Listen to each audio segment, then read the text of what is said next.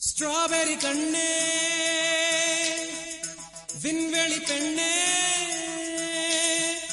silver spoon கையோடு பிறந்தவள் நீயே ஒரு ஃப்ரிட்ஜுக்குள் ஆப்பிள் போல் இருந்தவள் நீயே தங்க தட்டில் சோறு பென்ஸ் ஏசி காரு இருந்தும் நெஞ்சோடு சொல்லாத பாரம் என்ன தனிமை இனிமையாக எளிமை கொடுமையாக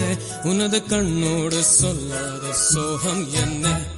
பெண்ணழகையும் பேரழகையும் எப்படி மறைத்தால் உன் கற்பனைகளின் அற்புதங்களை எப்படி எடுத்தால் பிடிக்குமே வைத்தியம் பார்க்கவா வைத்தியம்